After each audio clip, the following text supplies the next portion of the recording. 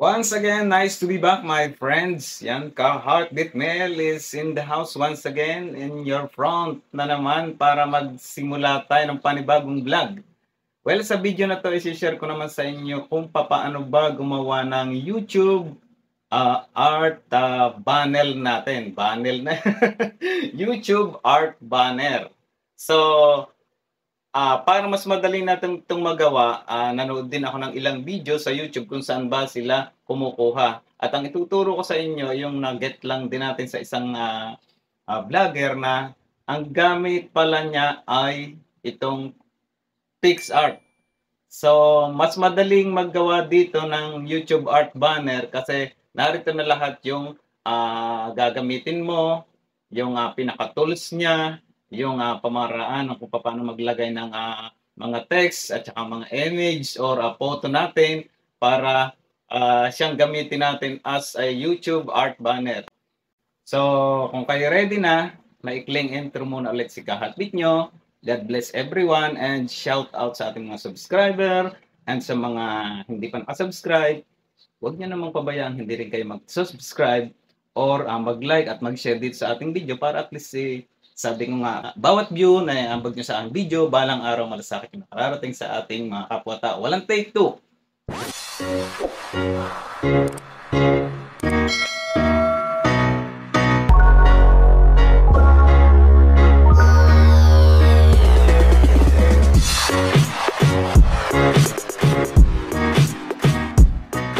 Ano bang silbi nitong YouTube art banner? So, punta tayo dito kay ChatGPT. So, kung kayo ay hindi pa nakapag-install nito, punta lang kayo sa Chrome at i-install nyo na yung, hanapin nyo lang pala yung ChatGPT and mag-sign up kayo. Kasi dito, malaking tulong to kapag meron kayong mga katanungan. So, ang gusto kasi nating malaman, ano ba ang purpose? So, dapat pala, yun ang itinong natin. So, ilagay natin. Ano ang purpose ng YouTube art banner? Then, check ulit natin. Sagot si ChatGPT. At napakarami niyang sasabihin dito sa atin. Kasi detalyado siya kung mag-explain sa ating mga katanungan. Ang YouTube art banner ay may ilang mahalagang layunin. So, yan. Sa cellphone ko to.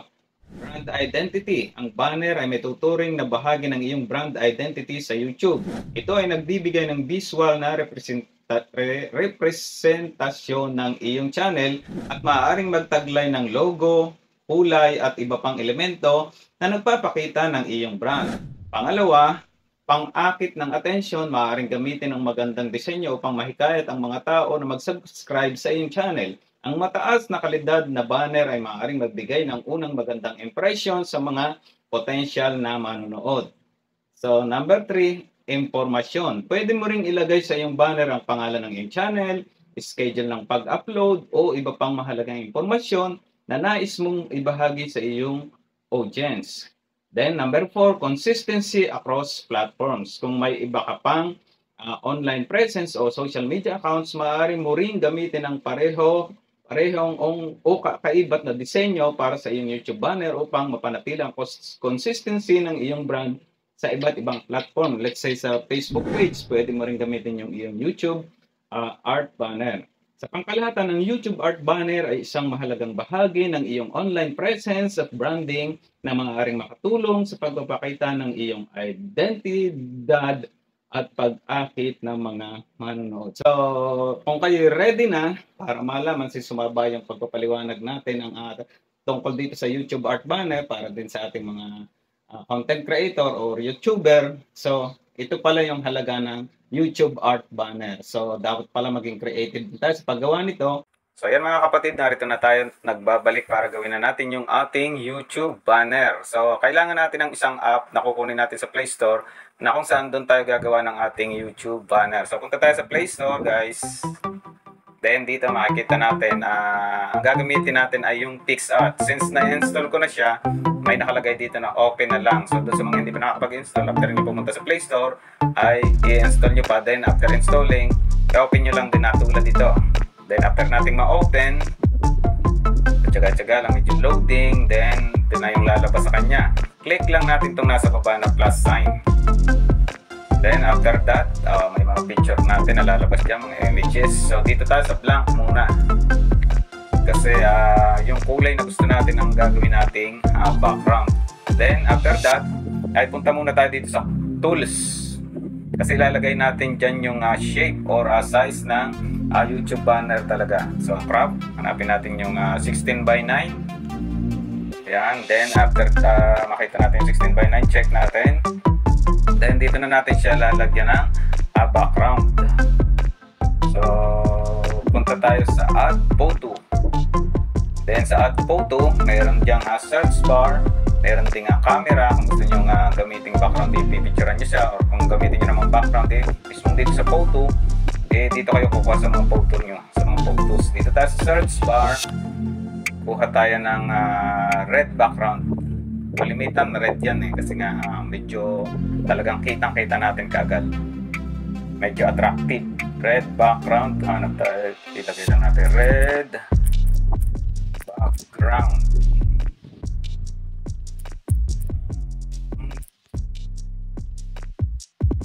Okay, check natin. Then lalabas niya dyan yung mga red. Red na plain. So dito tayo sa medyo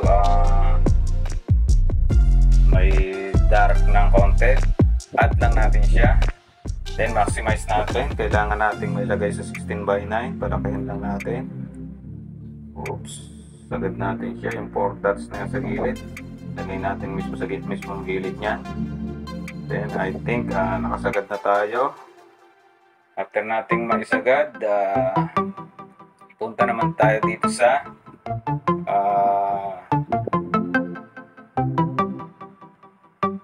opacity. Kasi opacity may gamit yan mamaya.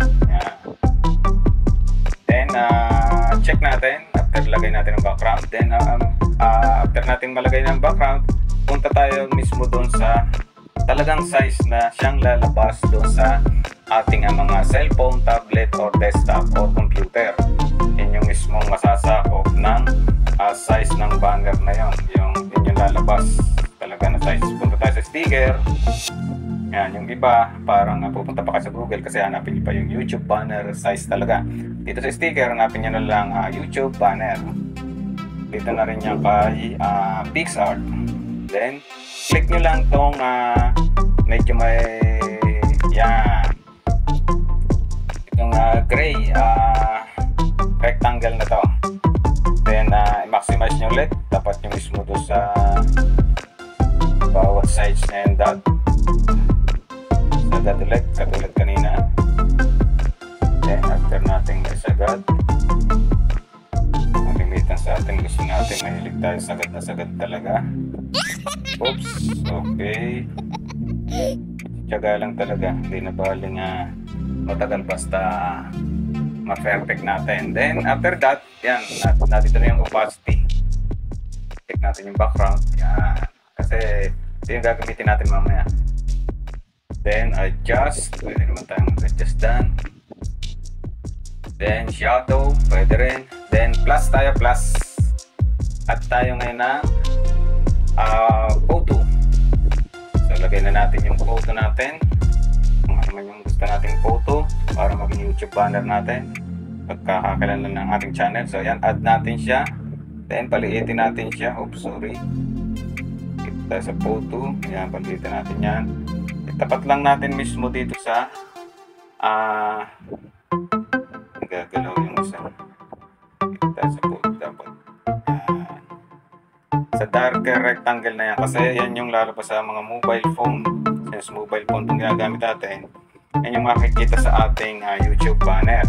So na mga nasa gilid ay yan yung medyo light gray. Ito yung sa desktop. Ito na mga medyo dark na ng konti, yung pagka-gray nya.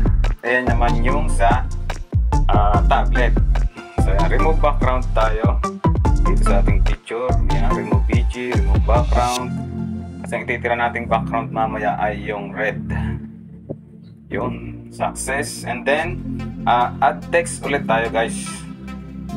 Add text, okay na yan. add text. Lagyan natin dito ka-heartbeat show.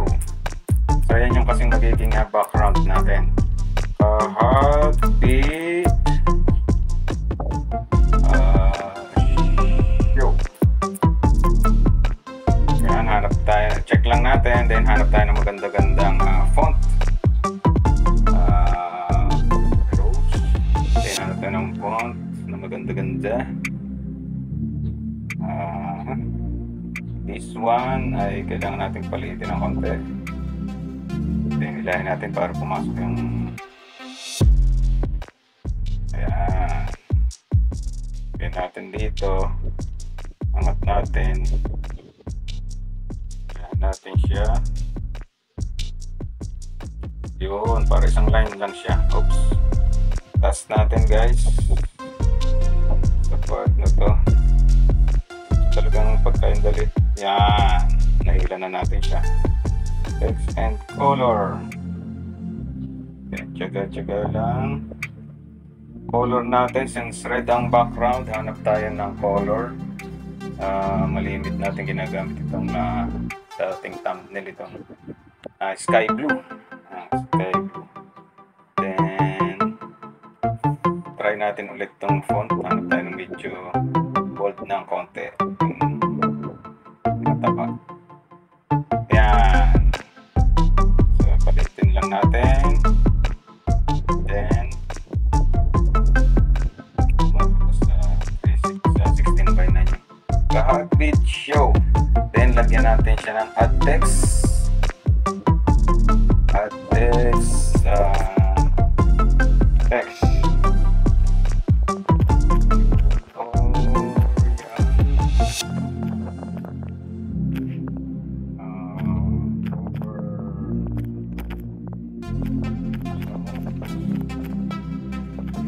Daily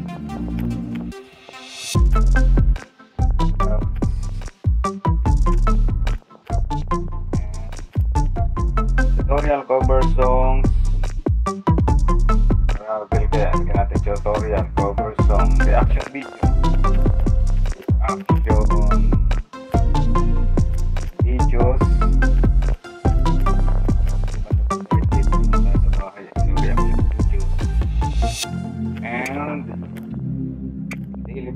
Tutorial, cover songs, reaction videos, and daily vlogs. So, check natin siya. Oops, sobrang laki. Natin guys. Then, pahabain natin. Paliitin pa natin. Pahabain natin para isang line lang. O, pwede naman tayo magdalawa. Yan, and daily vlogs. So, paliitin lang natin konti. Center natin. Kailangan kumasyadya siya dun sa ilalim.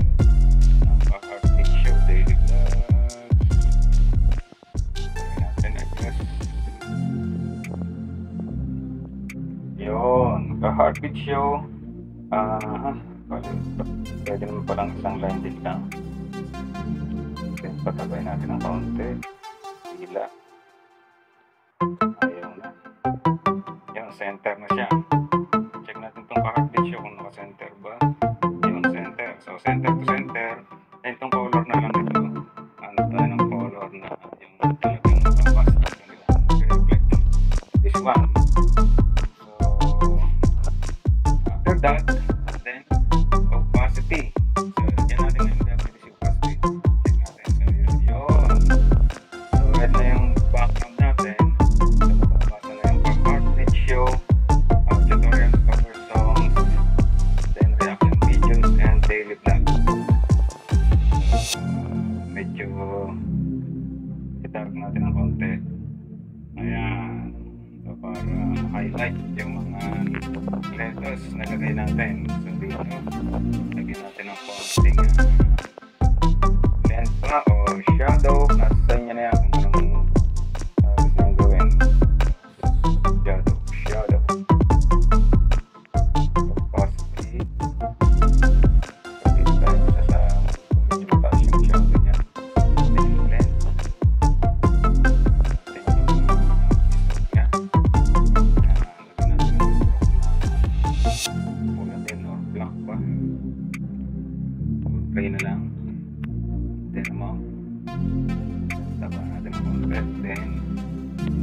basta kayo na lang tumimpla. So pasti once again. Pulang-pula yan, kita na. Gusto natin makita ng konti yung mga nakadesign na yan. Ayan, so pwede na siguro to. Then check nyo lang. After natin ma-check, ayan, so ito na yung finished product natin. Then dito sa taas, to download. Then download natin siya. Save as GPG. And then save. Ayan, save to your photo na yan. Nasa photos or sa gallery na natin yan. I-check natin sa gallery, guys. So, ganyan lang kahirap magawa. Kailangan nating tiyagain. So ito na, PixArt. Okay, ito yan, dalawa yan. Dalawa pang save. So punta na tayo ngayon sa ating YouTube. Kung paano natin ilalagay yan, guys. Kapatid kong minamahal. And salamat sa inyong pagtitiyaga. Punta tayo sa ating channel. And then pindutin lang natin itong ating channel. And after that, yan yung ating banner. Edit lang natin, manage videos. Basta ito dito sa check na to. Kasi edit natin yan eh. So itong picture nung nasa gitna, yun yung ating pinaka-profile pic. So ito yung ating YouTube banner. Palitan natin ang bago. So palitan natin siya. Then yung picture nasa niya kanina, kailangan gamitan yung dalawang daliri para mag-cash siya dun sa 16 by 9 at masentro yung ginawa natin kanina. So diba? All devices. Desktop naman yung nasa gilid. So ito sa TV. Yung malaking set niya pag-check sa TV, lalabas lahat yung ating red background with darker design. Ayan. So save lang natin and makikita natin sa ating YouTube banner na successfully na napalitan natin siya. Request. Then yung heartbeat siya. So medyo sumubok mga ng konti pero at least ay nagawa natin. So hindi naman masyado naapektahan yung W niya. So yan na yung ating YouTube banner. So after saving, then balik na tayo sa ating channel and then balik na tayo sa ating screen recorder kasi screen recorder itong gamit ko. So kung kayo wala pang screen recorder, ganito din yung gamitin nyo. So stop.